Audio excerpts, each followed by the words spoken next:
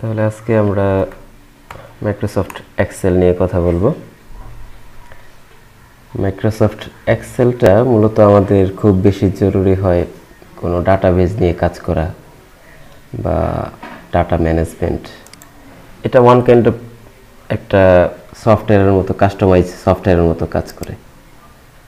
সেই ক্ষেত্রে এক্সেলটা ভালো জানলে আপনি ডাটা ম্যানেজমেন্টটা ভালো করতে পারবেন। তো আমাদের এক্সেলটা জানা দরকার। তো এটা হচ্ছে এক্সেলের ইন্টারফেস। এক্সেল ওপেন করবেন, একই স্বাভাবিক প্রসেস, এটা আলাদা কিছু নেই। আপনি স্টার্ট বাটন থেকে এক্সেল লিখে সার্চ করলেই হবে। অবশ্যই ইনস্টল করা থাকতে হবে, ইনস্টল করা না থাকলে তো আর খুঁজে পাবেন না। তো আমার এখানে 16 ভার্সনটা আছে। 16 ভার্সন আমি একটা ব্ল্যাঙ্ক ওয়ার্কবুক নিলাম। তাহলে প্রথম যেই বিষয়টা আসলো যে আমি প্রথম ওপেন করলে একটা ওয়ার্কবুক ওপেন হইল, একটা ডকুমেন্ট ওপেন হইল। এই ডকুমেন্টটাকে বলে ওয়ার্কবুক এক্সেলের ভাষায়। সব পরিভাষাগুলো জানা ফরজ না, বাট কাজগুলো জানা ফরজ দরকার।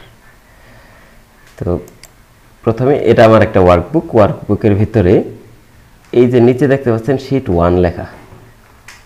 তো একটা ওয়ার্কবুকের ভিতরে অনেকগুলা শীট আপনি তৈরি করতে পারেন। তো শীট 1 লেখা, আপনি যদি এই প্লাস আইকনে ক্লিক করেন নতুন আরেকটা শীট তৈরি হবে। প্রথমে ছিল শীট 1, আর একটা নতুন শীট তৈরি হয়েছে শীট 2। তো এই শীট 1 এর শীট 2 এইগুলার নাম চেঞ্জ করতে পারেন, এইগুলোকে একটা কালার দিতে পারেন। এই জাতীয় সব কাজগুলো আপনারা করতে পারেন। তো রাইট বাটন ক্লিক করলে রিনেম অপশনটা আসবে। তো শীট 1 এর নাম দিলাম যে আমাদের ফার্স্ট শীট। তো শীট 2 এর নাম আমরা রাইট বাটন ক্লিক করে রিনেম দিয়ে দিলাম শীট 2। এরকম আপনি এখান থেকে প্লাস আইকনে ক্লিক করলে আরেকটা নতুন শীট তৈরি হবে। এই ছিল শীট। আপনি যত ইচ্ছা শীট তৈরি করতে পারেন। এরপর যদি আমরা ভিতরে আসি, আমাদের প্রতিটা ঘরকে আমরা সেল বলি। এক একটা সেল, এটা একটা সেল, এটা একটা সেল, এটা একটা সেল, একটা সেল। তো প্রত্যেকটা সেলের দুইটা পজিশন থাকে। রো এর দিক থেকে একটা পজিশন, কলামের দিক থেকে আরেকটা পজিশন। তো ধরেন যে এই সেলটাকে যদি আমি খেয়াল করি, এই সেলটা আমরা যদি একটু জুম করে নিই, এটা জি কলামে আছে। এই সেলটা জি কলামে আছে, পাশাপাশি 9 রোতে আছে। তো সেই হিসেবে কলাম আর রো এর নাম অনুসারে আমাদের এই সেলটার নাম তৈরি করা হয়, এবং এই হিসাবে আমাদের প্রত্যেকটা সেলের নাম কিন্তু ইউনিক হয়। তো এই সেলের নাম হবে প্রথমে কলামের নাম জি, এবং পরে রো এর নাম 9, G9। দেখেন এইখানে একটা বার আছে, এইখানে G9 পড়ছে, নেম বক্স বলে এটাকে। তো নেম বক্সে এই সেলের নামটা শো করে। তো আমি যখন এইখানে ক্লিক করলাম, এটার নাম আসলো F8। এই যে অটোমেটিক কিন্তু এখানে উঠছে এই সেলের নামটা কি, F8। তো এটা আমাদের খুব বেশি কাজে লাগবে কোন সেল নিয়ে কাজ করতেছি, এই বিষয়গুলা। এরপর যে বিষয়টা আছে সেটা হচ্ছে এইখানে একটা বার আছে, এটাকে বলে ফর্মুলা বার। ফর্মুলা বারটাকে আমরা কাজে লাগাই হচ্ছে যখন আমরা কোনো ফর্মুলা লিখি, তখন আমাদের এই ফর্মুলা বারটা কাজে লাগে। খুবই ইন্টারেস্টিং বিষয়। এক্সেল যখন আপনারা কাজ করবেন, অনেক কাজ সহজ হয়ে যাবে। তো এটা একটু কেয়ারফুলি শেখা দরকার। আর কিছু লজিক্যাল কাজ আছে এখানে। তো সব মিলাই ঝেলে যদি আপনি এক্সেলটা ভালোভাবে পারেন, দেখবেন যে আপনার প্র্যাকটিক্যাল লাইফের অনেক কাজগুলো আপনি এই এক্সেলের মাধ্যমে সহজে করতে পারতেছেন। তো এই গেল আমাদের ইন্টারফেস পরিচিতি। এখন আসেন যে আমরা যদি বেসিক কিছু কাজ আমরা দেখি। প্রথম বিষয় হচ্ছে আমরা চাইলে নাম্বারিং, অটো নাম্বারিং করতে পারি। নাম্বারিং বলতে ধরেন যে আমি এখানে দিলাম হচ্ছে সিরিয়াল নাম্বার, আর এখানে দিলাম নেম। এরকম হয় না যে আমরা একটা লিস্ট করতেছি, সেক্ষেত্রে সিরিয়াল নাম্বারটা আমরা অটোমেটিক জেনারেট করতে পারি। এখন আমার যদি ওয়ার্ডে হইতো, তখন আমার কি করা লাগতো, 1 2 3 এইভাবে লেখা লাগতো। কিন্তু এক্সেলে এই ঝামেলাটা নেই। আপনি যেটা করবেন, 1 দিবেন, এখানে 2 দিবেন।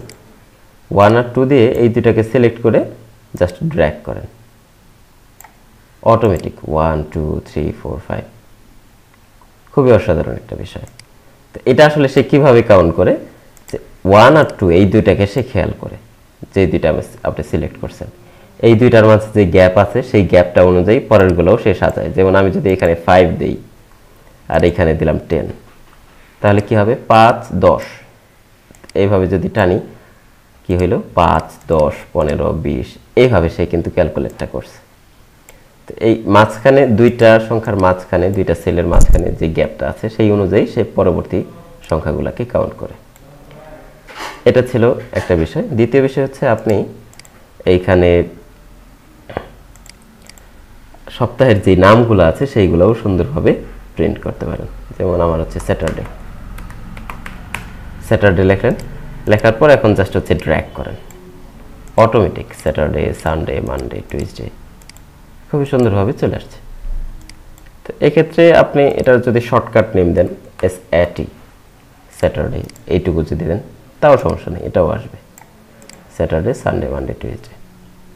খুবই মজাদার একটা বিষয়। এরপর যদি আপনি মাসের নাম দিয়ে ট্রাই করেন জানুয়ারি, এটাও আসবে।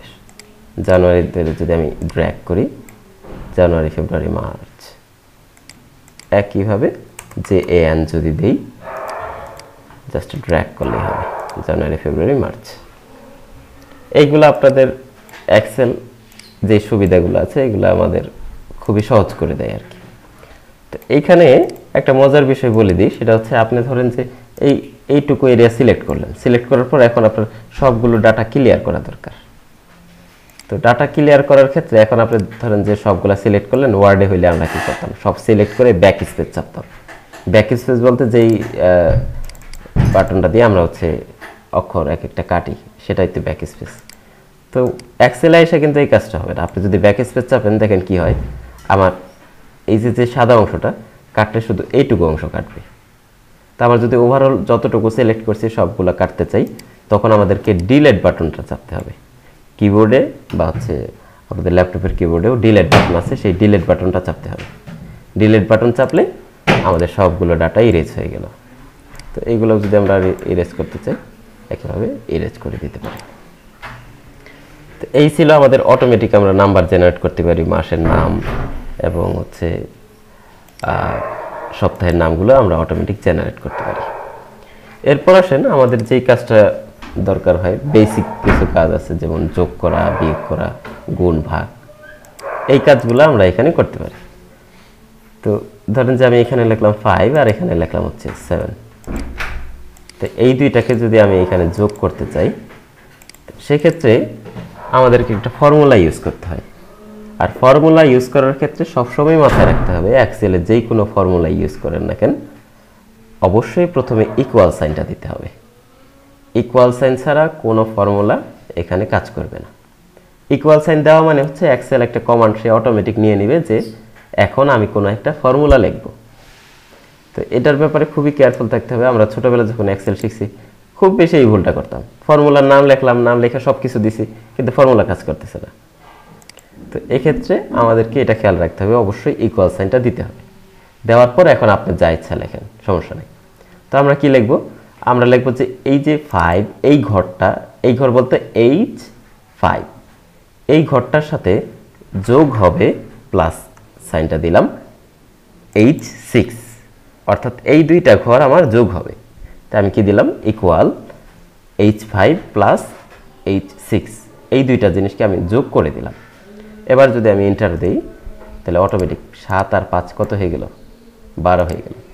একটা বিষয় সাবধান থাকতে হবে, কখনোই এরকম করা যাবে না যে আমি ইকুয়াল দিলাম তারপরে এই যে 5 আছে 5 লিখলাম প্লাস 7 লিখলাম, এটা দিলেও কিন্তু 12 হইল। দেখেন খেয়াল করেন এই যে ফর্মুলা বারে দেখাচ্ছে যে 12 আসলে কোথা থেকে আসছে। তো 12 আসছে কোথা থেকে, ইকুয়াল 5 প্লাস 7, আমি 5 প্লাস 7 দিয়েছি, তো 12 আসছে, এইখানেও 12 আসছে। পার্থক্যটা কোথায়? পার্থক্য হচ্ছে আমার যখন এইখানে কোনো সংখ্যা চেঞ্জ হবে 5টাকে আমি 7 করে দিলাম, 7 করার সাথে সাথে এইখানে কিন্তু 14 হয়ে গেল। আর এই দিক থেকে 12 কিন্তু ঠিকই রয়ে গেছে। তো খেয়াল রাখতে হবে কখনোই সংখ্যা ধরে যোগ করা যাবে না। যোগ করতে হবে সেলের নাম ধরে, যে এই সেলের সাথে আমি এই সেলটাকে যোগ করতে চাই, অথবা এই সেলের সাথে এই সেলটা বিয়োগ করতে চাই, সেটা করতে হবে। কখনোই এটা করা যাবে না যে 7-এর সাথে 7 যোগ করলাম, কারণ তখন এটা জিনিসটা স্ট্যাটিক হয়ে গেল, ডায়নামিক হলো না, এইখানে নাম্বার চেঞ্জ হইতে পারে পরে। তো এটা খেয়াল রাখতে হবে। তো একইভাবে আমরা যদি একটু খেয়াল করি, তো এটা তো গেল যোগ, আমরা এখানে সাম লিখলাম। এরপর আমরা যদি ডিস্ট্রাক্ট বিয়োগ করি, বিয়োগ করার ওয়েটাও একই। এটা যদি আপনি ইকুয়াল সাইন দিলেন, এই ঘরটা থেকে বিয়োগ দিলেন এই ঘরটা, 7 আর 7 বিয়োগ হয়ে কত হইল? 0 হয়ে গেল। আমি যদি মাল্টিপ্লাই করি, মাল্টিপ্লাই করার ওয়েটাও এইভাবে, আমরা এটার সাথে গুণ চিহ্ন স্টার সাইনটা, আসলে এখানে আবার এক্স দিয়ে দেন না, এক্স মনে হতে পারে যে এটা গুণ, আসলে এটা গুণ না, স্টার সাইনটা হচ্ছে আমাদের গুণের কাজ করে। এই দুইটাকে আমি গুণ করে দিলাম, এন্টার। এরপর যদি ডিভাইড করি, তো এটা থেকে কি দিতে হবে? ইজ ইকুয়াল সাইন, এইটা স্ল্যাশ। ডিভাইড বলতে ভাগের কোনো আলাদা কোনো সাইন নেই, স্ল্যাশটা ইউজ করলে এটা ফ্র্যাকশনের কাজ করে। তাহলে 7-এর সাথে 7 ভাগ হয়ে 1 হয়ে গেল। তো এখন যদি আমি এইখান থেকে এই সংখ্যাগুলো চেঞ্জ করি, 7 আছে, আমি দিয়ে দিলাম হচ্ছে 10। দেখেন অটোমেটিক সবগুলা ঘর কিন্তু চেঞ্জ হয়েছে। যোগ ছিল, 10 আর 7 যোগ হয়েছে, 10 থেকে 7 বিয়োগ হয়ে 3 হইল, আর 10 আর 7 গুণ হয়ে 70, এবং এইখানে 10 থেকে 7 ভাগ করে 1.42 সামথিং এটা চলে আসছে। তো এইভাবে আমরা যোগ বিয়োগ গুণ ভাগ করতে পারি। তবে যোগের ক্ষেত্রে আমরা আরও ইন্টারেস্টিং কিছু কাজ করতে পারি, সেটা হচ্ছে এই যে আমি দুইটা জিনিস যোগ করলাম, এখানে যদি এরকম হয় যে এখানে আরও অনেক কিছু আছে, 3, 4 বা অন্যান্য আরও অনেক কিছু আছে, তো সেই ক্ষেত্রে আমি ধরেন যে এইখান থেকে শুরু করে সব কয়টা একসাথে যোগ করতে চাই। যোগ করার জন্য আমি এখানে এটাকে যোগ করব। তো হিসাব অনুযায়ী আমাকে কি করতে হবে? প্রথমে এটা দিতে হবে, তারপরে হচ্ছে যোগ চিহ্ন, তারপরে এটা আবার যোগ চিহ্ন, তারপরে এটা আবার যোগ চিহ্ন, এইটা আবার যোগ চিহ্ন, এটা এইভাবে করতে হবে। এটা খুবই কষ্টকর একটা কাজ। এখন তো কয়েকটা আছে, সমস্যা নেই, কিন্তু বেটার, এর চেয়ে ভালো উপায় হচ্ছে আপনি এটার জন্য একটা ফর্মুলা আছে, ইজ ইকুয়াল টু সাম নামে। এই যে ফর্মুলাটা এখানে সাজেস্ট করতেছে সাম, এটা দেওয়ার পর আপনি ট্যাব চাপেন, ট্যাব চাপার পর এই সাম ফর্মুলাটা আপনার এখানে চলে আসছে। এরপর সে কি বলতেছে যে এই যে নাম্বার, প্রথমে নাম্বার দিতে হবে আপনার, কমা দিয়ে দিয়ে নাম্বারগুলো দিবেন, কোন ঘরগুলো আপনি যোগ করতে চান। তারপরে যদি এখান থেকে সিলেক্ট করে দেন যে আমি একেবারে এইগুলো সব যোগ করতে চাই, সিলেক্ট করে এই যে ব্র্যাকেট একটা শুরু হয়েছিল, এই ব্র্যাকেটটা আপনি এখানে শেষ করে দেন। অর্থাৎ যেই সেল থেকে শুরু, H2 থেকে শুরু হইল, আমার H6-এ গিয়ে শেষ, মাঝখানে একটা ক্লোন দিতে হবে। এখন যদি আমি এন্টার দিই, তাহলে 47 হইল। তো সেম একই ঘটনা আমি একটা ফাংশনের মাধ্যমে করলাম, সাম নামে প্রিডিফাইন একটা ফাংশনের মাধ্যমে। তো এটার আর একটা সুন্দর ওয়ে আছে, সেটা হচ্ছে এইখান থেকে অটোসাম একটা অপশন আছে, দেখেন এইখানে অটোসাম। যদি এই ঘরে রেখে আমি অটোসামে ক্লিক করি, তাহলে সে কি করতেছে, আশেপাশে যেটাকে যোগ করার মতো আছে সেটাই সে নিয়ে নিল। তো আমি বলবো যে না ভাই, এইগুলা না, অটোসামে ক্লিক করার পর আমি দেখাই দেবো যে ভাই এইগুলা আমার যোগ হবে, দেওয়ার পর আমি এন্টার দেব। একই ঘটনা ঘটলো। তো অটোসামটা সবচেয়ে ভালো, সহজেই কাজ করা যায়। ধরেন যে আমি এইখানে আসলাম, এইখানে কিছু সংখ্যা দিলাম, এরকম কিছু সংখ্যা। তো নিচে এসে আমি জাস্ট বললাম যে এখানে অটোসাম, অটোমেটিক সে কিন্তু উপরে যা আছে সবগুলো ধরে নিছে, আমি জাস্ট এন্টার দিলাম, সবগুলো অটো যোগ হয়ে গেল। এবং এটা একেবারে ডাইনামিক, আপনি এখানে কোনো কিছু চেঞ্জ করলে নিচেও চেঞ্জ হবে। এই হচ্ছে আমাদের যোগ বিয়োগ গুণ ভাগের যে ফাংশনালিটিগুলো একেবারে বেসিক লেভেলে আমাদের দরকার হয়, সেই বিষয়গুলো আমরা এভাবে কাজ করতে পারি। এরপর এর বাইরে আমাদের কিছু কাজ দরকার হয়, যেমন হচ্ছে কখনো আপনাদের পার্সেন্টেজ বের করা লাগে, কখনো অ্যাভারেজ বের করা লাগে, মিনিমাম বের করা লাগে, ম্যাক্সিমাম বের করা লাগে। তো সেই জায়গা থেকে ধরেন যে আমি এখান থেকে দিলাম হচ্ছে 134, 56, হাবিজাবি কিছু নাম্বার আমি এখানে লিখলাম। তো এইগুলার যদি আমরা এরকম হয় যে আমি এইখানে ম্যাক্সিমাম, সবচেয়ে বড় নাম্বার কোনটা আছে সেটা বের করতে চাই, মিনিমাম নাম্বার কোনটা আছে সেটা বের করতে চাই, অ্যাভারেজ কত আছে সেটা বের করতে চাই, এবং এইগুলার এইখানে এসে আমি প্রত্যেকটার 10% বের করতে চাই। এই কাজগুলো আমি করতে চাই। একটা পারলে সবগুলা পারা যাবে, এটা কঠিন কিছু না।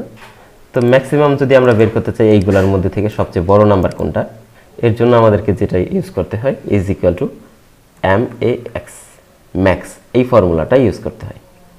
তো আপনি দেখাই দেন কোনগুলোর ভিতরে ম্যাক্সিমাম, এই যে এই কয়টা ঘরের ভিতরে আমি ম্যাক্সিমাম নাম্বারটা বের করব। ওকে, তো সবচেয়ে বড় নাম্বার হচ্ছে 100, সে কিন্তু এইগুলোর ভিতরে খুঁজে বের করছে। সেম মিনিমামের জন্য is equal to MIN, minimum. আপনি ঘরগুলো দেখাই দেন, ব্র্যাকেটটা ক্লোজ করেন। সবচেয়ে ছোট নাম্বার হচ্ছে 23। অ্যাভারেজ বের করার জন্য একই, AVERAGE, অ্যাভারেজ। এটা দিয়ে জাস্ট কতটুকুর ভিতরে অ্যাভারেজ করতে চান সেগুলো দেন। 51.6, এটার অ্যাভারেজ চলে আসছে। তো এখন প্রতিটা ঘরের যদি আমি 10% বের করতে চাই তখন কি করতে হবে? কিছুই করতে হবে না, জাস্ট ইজ ইকুয়াল টু এই ঘরটা ইন্টু কত পার্সেন্ট? আমি 10%, 10%, এইটুকু দিলে হবে। যেই ঘরের পার্সেন্টেজ বের করতে চাই সেই ঘর, তারপরে গুণ বা ইন্টু যত পার্সেন্ট বের করতে চাই সেটা।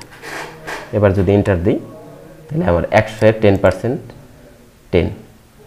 তো আমি যদি এটাকে ড্র্যাগ করে নিচে নিয়ে আসি, 34 এর 10% 3.4, 56 এর 5.6, 23 এর 2.3, এইভাবে আমাদের পার্সেন্টেজগুলো কিন্তু চলে আসছে।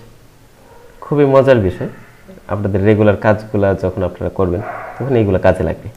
সবাই কি আমাকে শুনতে পাচ্ছেন নাকি আমি একা একা কথা বলছি? আচ্ছা আচ্ছা, তো এই বিষয়গুলো ছিল। এরপর আমরা আজকে খুব বেশি কিছু দেখব না, আমরা সংক্ষেপে আর কয়েকটা বিষয় দেখে শেষ করে দেব। তো এখানে আমরা এতক্ষণ পর্যন্ত যত কিছু করলাম তত কিছু দিয়ে ছোট একটা প্রজেক্ট করি আমরা। তো ধরেন যে আমরা হচ্ছে একটা স্যালারি শিট তৈরি করব। স্যালারি শিট তৈরি করার জন্য আমার প্রথমে একটা সিরিয়াল নাম্বার দিলাম, তারপরে নেম, তারপরে হচ্ছে ডেজিগনেশন বা পোস্ট, তারপরে আমাদের যেটা লাগে বেসিক স্যালারি, তারপরে হাউস রেন্ট, মেডিকেল অ্যালাউন্স, তারপরে আমাদের থাকে হয়তো স্ন্যাক্স, থাকতে পারে অ্যাডভান্স, কেউ নিলে সেটা লাগতে পারে। এত কিছুর পর তার ওভারঅল স্যালারি কত আসে সেটা আমাদের টোটাল বের করতে হবে, মাস শেষে তার স্যালারি কত। আচ্ছা, আরেকটা জিনিস দেওয়া যায় সেটা হচ্ছে প্রভিডেন্ট ফান্ড। এরপর আমরা টোটাল, তো এই বিষয়গুলো আসলো। আমরা যদি এইটাকে এই করি, মার্জিন সেন্টার করে জাস্ট বলে দিলাম হচ্ছে এটা আমাদের একটা স্যালারি শিট। ওকে, এটার ফন্ট সাইজ একটু বাড়াই দিই।